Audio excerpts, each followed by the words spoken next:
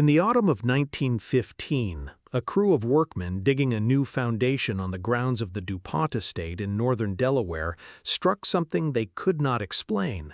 Their shovels did not hit rock, and they did not hit clay.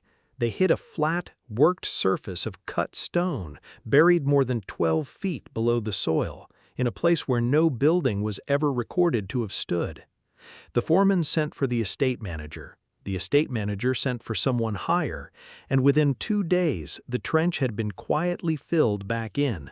The workmen had been paid and dismissed, and the matter had vanished from every public record as though it had never happened at all. But it did happen. The story of what those men uncovered beneath one of the wealthiest properties in America, and why such effort was made to ensure that you would never hear about it, is far stranger than the polished history of that famous family would ever allow you to believe.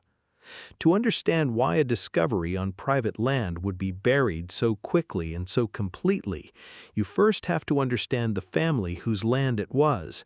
The name DuPont is one of the oldest and most powerful names in American industry.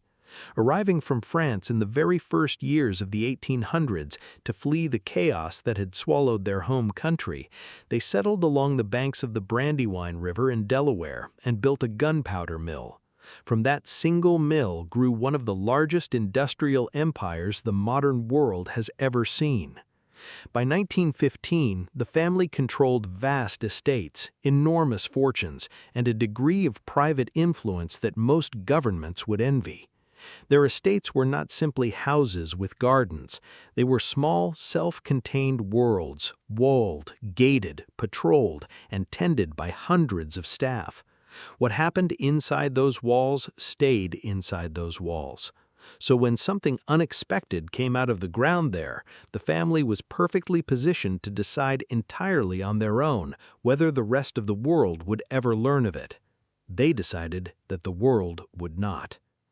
People who study the Tartaria question, that great and unsettling mystery of alternative history, will tell you that this is exactly the pattern you should expect. They argue that the official story of the last 2 centuries has been quietly edited.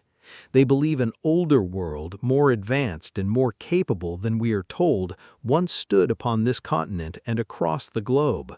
This older world was somehow swept away, its history rewritten, and its surviving structures absorbed into a newer narrative and credited to newer hands. They argue that the evidence of this older world keeps surfacing again and again in foundations, cellars, and trenches, only to be quietly covered over by the people who own the land above it. The DuPont estate, they say, is one of those places. The foundation that the men were digging in 1915 was meant for a new outbuilding, an expansion of the estate that had been planned for some time. The site chosen for it sat on a gentle rise of ground away from the main house, in an area that had been pasture and woodland for as long as anyone could remember. There was no reason to expect anything beneath it but soil and the occasional stone. The work began in the ordinary way, clearing the topsoil and cutting down through the heavier earth beneath. For the first several feet, they found nothing of interest. Then, somewhere past the 10-foot mark, the character of the digging changed. The earth grew darker and more compact in a way that the workmen, men who had spent their lives moving soil, said did not feel natural. It felt like ground that had been filled in deliberately by hands a very long time ago. Then the shovels found the stone. This was not a boulder, rounded and irregular, sitting in the earth at whatever angle the ages had left it. This was flat and perfectly level. When the men cleared the soil from its surface, they found that it extended in every direction, a continuous floor of fitted stone blocks, each one cut square and laid tight against its neighbors, with joints so fine that a knife blade could barely be worked between them.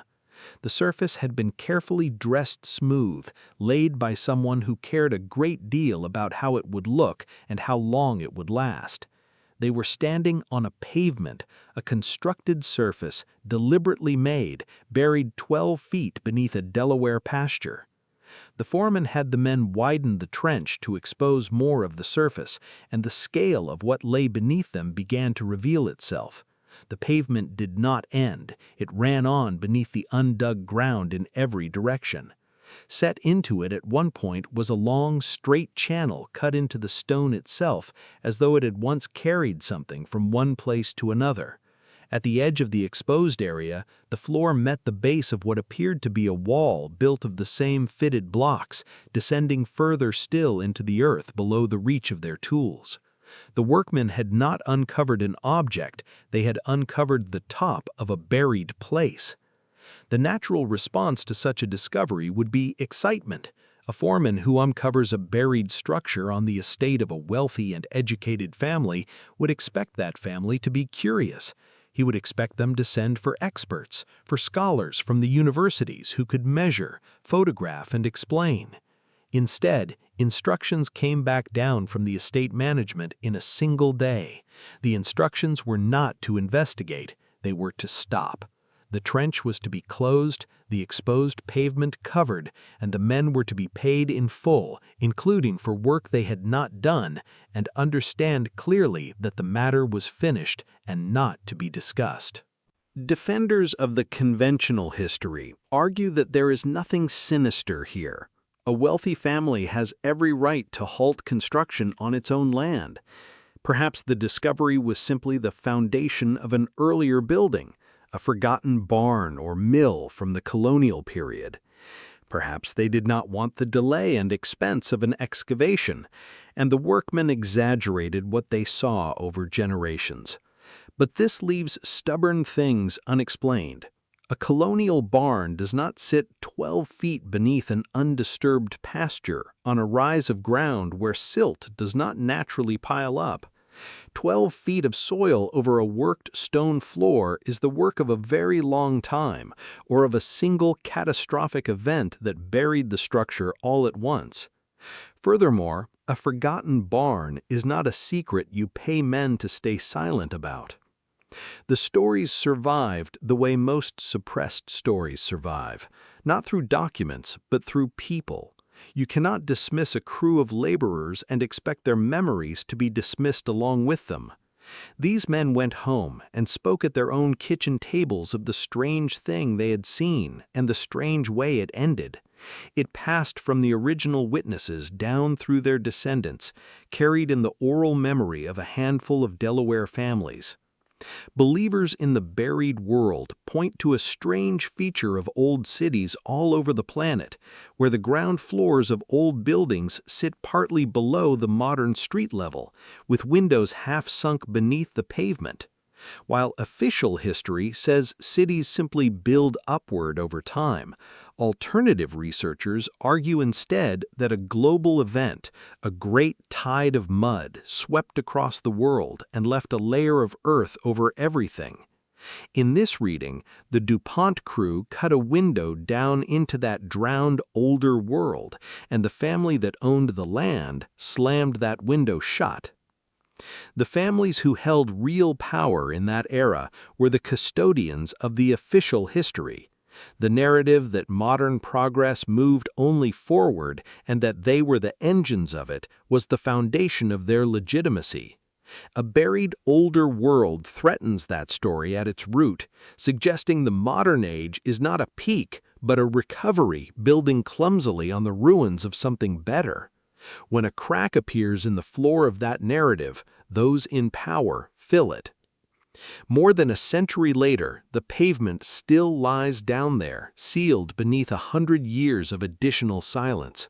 We are taught that the ground beneath us is just ground, but the DuPont story asks us to consider a stranger possibility, that the earth is an archive keeping the record of everything ever built, and now and then a shovel reaches down and touches a page that someone would prefer we never read.